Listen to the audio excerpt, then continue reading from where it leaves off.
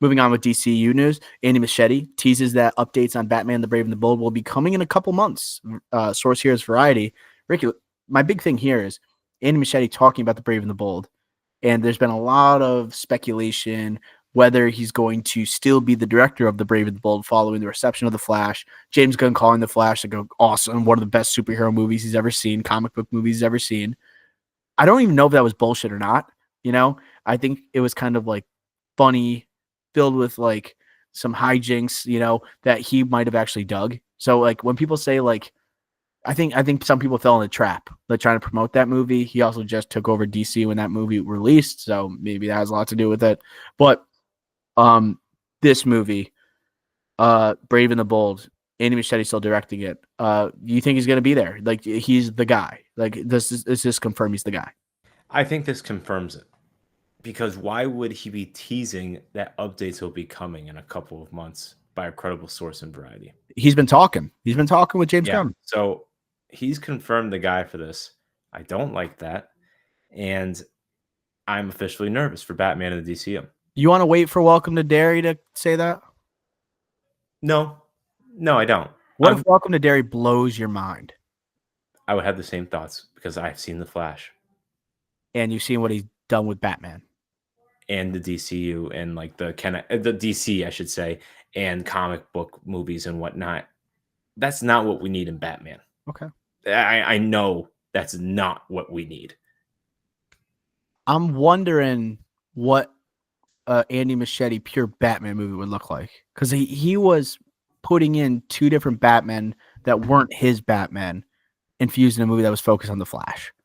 He freaking had Ben Affleck cracking jokes. Right. Did he write the script?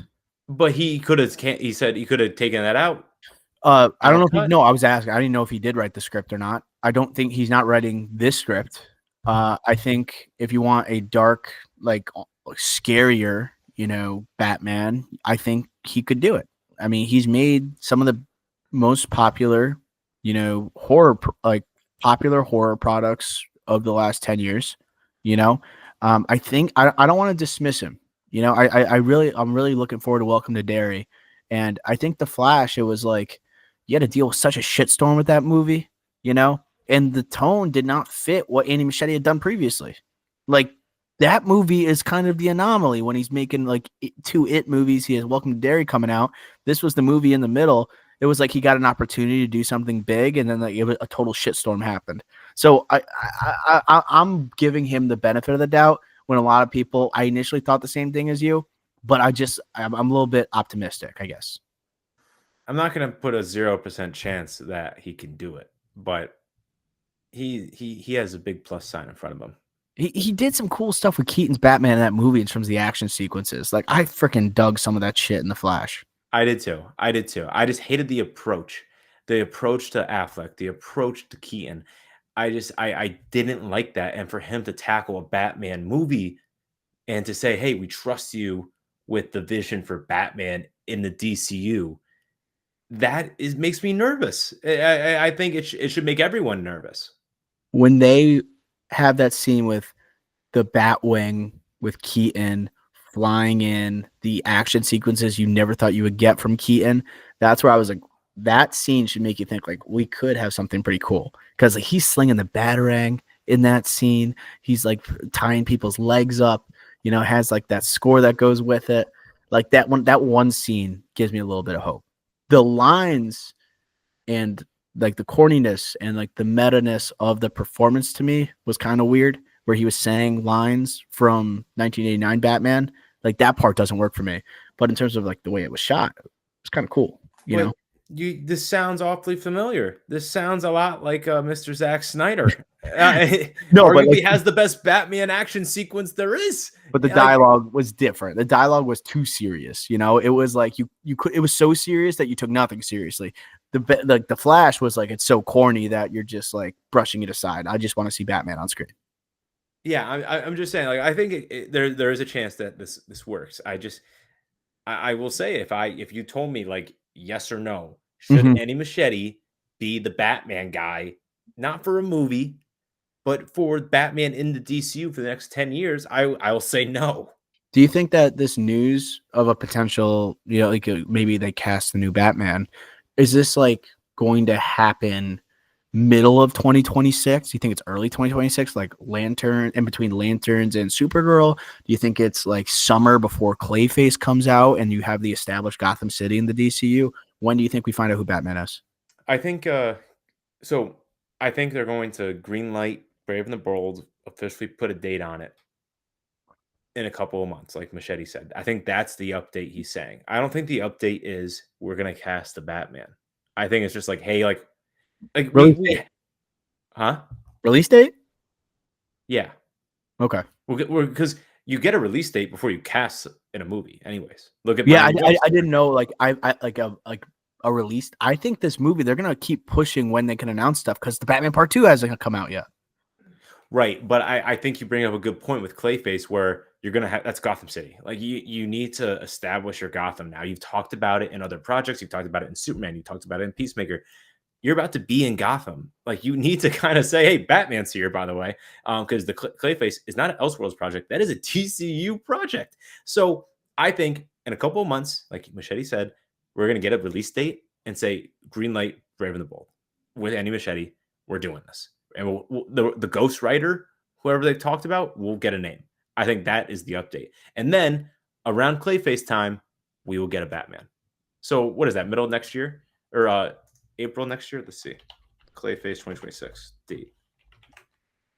So, oh, that's September. Oh, I guess we're gonna get it. Summer 2026. We'll get a Batman. Oh, Comic Con. Comic Con. I did listen to an interview with James Gunn. I don't know if you saw that. Have you watched any interviews with him recently? I saw a couple. So there was one he was talking about his relationship with Comic Con because they weren't at New York Comic Con. Did you see what he said about Comic Con? I saw what he said most recently, but say it to the audience. So James Gunn said that they didn't have a presence at New York Comic Con, and he doesn't know what their presence will look like in the future, even at like San Diego Comic Con, because he basically was kind of flexing his power on social media. And he was saying that when I post something or when news hits, it's doing the same thing it would do if it debuted at like San Diego Comic Con, except San Diego Comic Con has fans there, and it's going to get tweeted out just like it would if it was at San Diego Comic Con. That's how the majority of fans, 99% of fans more, find out about all this major news, and it said it saves him money, by not spending like dollars and cents on whatever promotional stuff, things like that. And he said he'd only go really if he had a trailer for something to really excite fans. But I think Batman casting would be enough to excite fans. So I can imagine them having a presence at San Diego Comic Con, especially with Marvel. Dude, think about this. Like when DC fans are anticipating a Batman casting, Brave and the Bold news, maybe news on the Batman Part 2, which will be shooting probably when San Diego Comic Con is happening or just finishing up. And then you have like Avengers on the Marvel side with Doomsday coming out and Secret Wars. I think you should be there because like you're like, we're here, buddy. Like Feige, I am here to go toe to toe with you. Like personally, I would like that shit. But I do understand what he's saying. Like it's the same thing. If we usually don't go to Comic Con. We find out anyway, just on social media. The problem with saying that and the cost saving and like saying, oh, like there's fans at Comic Con, but like it's the same thing as tweeting it out. You know what? When a movie goes to a theater, it's like saying, oh, we could just save money and just release it on streaming. Skip the premiere. Yeah, just let's skip the premiere. Let's skip going to the theater. Let's just release it streaming on Max or HBO Max. You can't be saying that stuff. You can't. That's a bad precedent to start. But he did try to save himself. I saw the same clip with saying, oh, if we have a big trailer, though. You know what, buddy? Every year you have a big trailer for Comic-Con because going forward, it's not like DC is not going to have a big movie coming out anymore. And especially kicking off a universe, you have to be assimilated with the fans. So he's going to be there. And I don't want to hear any more about this cost-saving bullshit. That's ridiculous. Absolutely ridiculous. He needs to be there. And I'll tell you what, you're exactly right. DC needs to flex their muscles a little bit with Batman right now because they're trying to kickstart this universe. And there's going to be not one, but two Avengers movies in the next 2 years. And after 5 years, you're going to have your Batman movie. you need to get this right, especially Superman coming out in 2027 now too. You're going to be at Comic-Con to make sure this gets right and make sure you are in tune with the fans. You're locked step with the fans. And if you're casting a Batman next summer, if you don't have him on if you don't have him walk across the stage, that is a huge missed opportunity. And especially too, think about DC fandom back during COVID. Like it wasn't like in person, quote unquote, with fans, but they still did it like via in a hall, like not Hall H, but in a like area arena. And imagine seeing that trailer with a bunch of fans. That will go crazy, and that will get social media buzz just from that reaction, and that will be an all-time Hall H moment.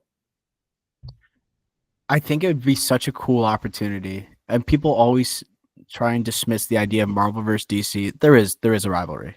There is officially. Like after the release of Superman, Man of Tomorrow announcement, Batman Part 2, another Batman Brave and the Bold movie coming, kickstarting of a universe, like they are legit. Like they beat Fantastic Four first steps, right? At the box He's office. gone literally like basically said like, "Oh, look at us versus Fantastic Four." Like stepped over him and flexed on him. That's what he kind of did there. Uh, I think that it's such a cool thing that DC has a chance to go toe to toe with the Avengers by just saying we have the Batman Part 2 coming. You for you to be excited about. They didn't have to promote all their movies. Just like if you found a way to announce like important Batman Part 2 news and then give us a glimpse of like Man of Tomorrow comes out the same year as the Batman Part 2. Like this Comic Con's important. Like it's like you have your two flagship heroes. Maybe you have a Wonder Woman casting that you do at Comic Con. You could overtake potentially the Avengers with 3 characters. That is nuts. That's the power of DC. That's why I would hate if they didn't show up. But I feel like that was only for like New York Comic Con and other type of events like abroad, It's like smaller. Comic Con Brazil and like stuff like that. It's like San Diego Comic Con, they'll have a presence. I have no doubt about that. Yeah, and you are right because if you look at next year, uh, you have Comic Con. Let's just say July 2026. Okay, end of mid July. Man of Tomorrow releases spring to early summer of 2027. So that's going to be the last chance you're going to be in front of a huge audience, like with the fans like that. You need Yeah. to do you like Man of Tomorrow trailer should come out that day.